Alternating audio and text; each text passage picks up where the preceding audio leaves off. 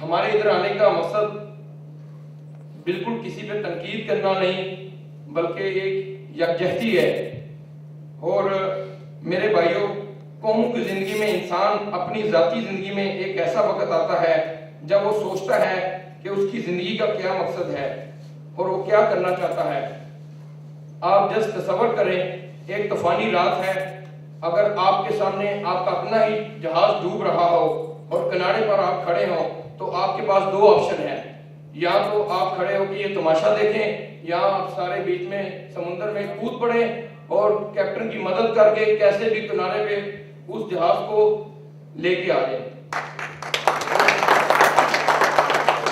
मेरे अजीज हमवतनों, जो दोस्त मुझे जानते हैं, अच्छी तरह जानते हैं कि मैं किसी भी चैलेंज को कबूल करना अपना हमेशा से तर्ज जिंदगी रहा है। और जब मामला मेरे प्यारे वतन, उसके बहादुर, दयानतदार, जफाकश लोगों का हो, तो मैं हर किस्म का चैलेंज कबूल करने के लिए तैयार हूं। इस वक्त हमारे मुल्क के हालात हम सब बखूबी वाकिफ हैं और हम ये भी जानते हैं कि एज ए पाकिस्तानी दूसरे मुल्कों के मुकाबले में हमारी क्या कदर है। और अगर आज हम इस वक्त अपने मुल्क और लोगों के लिए कोई बेहतर कदम नहीं उठाया, तो हम सोच लें कि हमारा मुस्तकबिल क्या होगा। जैसा कि मैंने पहले अर्ज किया है कि हमारा यहाँ पे इकट्ठे होने का मकसद तामीरी है और ऐसी राह तलाश करनी है जो मुल्क की खुशहाली में महावन हो सके। 22 दिसंबर 2008 को हमारी मुलाकात चौधरी तनवीर की क़यादत में कायदे मुहतरम मोहम्मद मियां नवाज शरीफ से हुई। तो मुहतरम मियां मोहम्मद नवाज शरीफ ने फरमाया कि हम चाहते हैं कि आप भी अपने मुल्क की तरक्की और खुशहाली के लिए जदोजहद करें। तो मैं सोच में पड़ गया कि मैं कतर में इतनी दूर बैठ के कैसे खिदमत कर सकता हूँ। लेकिन मेरे कायद ने मुझसे दो बातें कही कि पाकिस्तान का मुस्तकबिल सिर्फ पाकिस्तानी ही बदल सकते हैं, ना कि बाहर से कोई आके बदल सकता है। दूसरी बात, पाकिस्तान का मुस्तकबिल पाकिस्तान के मुस्तकबिल के जवानों के हाथ में है और नौजवान नस्ल ही अपनी नई सोच के साथ कोई नई तब्दीली ला सकती है। और फिर उन्होंने मुझे एक और बात कही जो मेरे ख्याल से आप सब लोगों के लिए है कि ये जरूरी नहीं कि तुम पाकिस्तान में रहकर ही बेहतर तब्दीली ला सकते हो। आप लोग जहां पर भी रहो, अपने आप में बेहतरी लाओ। ये बेहतरी आपकी मुस्बत सोच, अपने मुल्क के वकार की बेहतरी के लिए होनी चाहिए। और अगर आप इसमें कामयाब हो जाएं, तो फिर आपके लिए कोई मुश्किल नहीं रहेगी। हकीकत यह है कि मैं इन बातों से इतना मुतासर हुआ कि मैंने फैसला किया कि मैं किनारे पर खड़ा होकर ये तमाशा नहीं देखूंगा, बल्कि मैं ये जानता हूं और मैं ये भी जानता हूं कि मैं ये काम अकेला नहीं कर सकता। मुझे इसमें आप सब भाइयों की तावन की जरूरत है।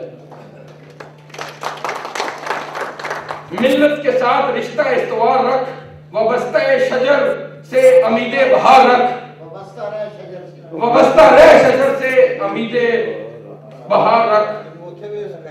मुझे आप जैसे मुहब्बत वतन लोगों की जरूरत है जो अपने तर्ज अमल से मुल्क में एक अच्छी तब्दीली ला सके। मैंने कुछ ऐसे ही हम ख्याल दोस्तों से बात की जो दोस्त कम और भाई ज्यादा हैं, तो उन्होंने मुझे इस पे इतना सराहा और मेरी पूरी तरह से हौसला अफजाई की। और ये आज उसी हौसला अफजाई का नतीजा है कि हम आज इतनी तादाद में यहाँ पे सारे मौजूद हैं। लेकिन अब हमें अमली तौर पर कुछ करना होगा, हमें अपनी सोच को अमली रंग देना होगा। इसके लिए हमें कोई लाहिया अमल एक्शन प्लान अख्तियार करना पड़ेगा। हमें नंबर 1 हम ख्याल लोगों को इकट्ठा करना होगा। नंबर 2 फिर हमें इन सब लोगों को एक ही प्लेटफॉर्म पर एक ही बैनर के नीचे लाना होगा। अमल से जिंदगी बनती है, जन्नत भी जहन्नम भी। ये हाकी अपनी फितरत में न नूरी है, ये नारी है। आधी तकरीर मैं इधर ही खत्म कर रहा हूँ और एक छोटी सी कहानी जिसने मुझे काफी मुतासर किया वो सुना के मैं बात खत्म करता हूँ। दूर पहाड़ों पे ना 2 भाई बहन रहते थे, पहले वक्त की बात है।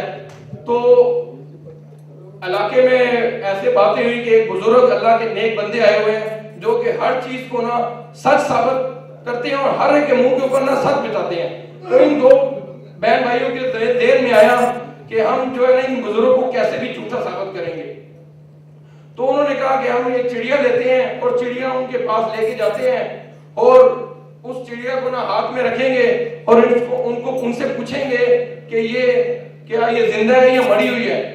तो अगर उन्होंने बोला कि ये जिंदा है तो हम अपने हाथ को दबोच लेंगे और उसको उधर ही मार देंगे और उनको प्रूफ कर देंगे कि ये मरी हुई है। अगर उन्होंने कहा कि ये जिंदा है तो हम हाथ खोल देंगे और उठ जाएगी, तो वो झूठे साबित हो जाएंगे। इस तरह इन्होंने प्लान बनाया, गांव वालों को इकट्ठा किया और वो बुजुर्ग के पास गए, मुट्ठी में चिड़िया ली थी, पूछा बुजुर्गों ये क्या है?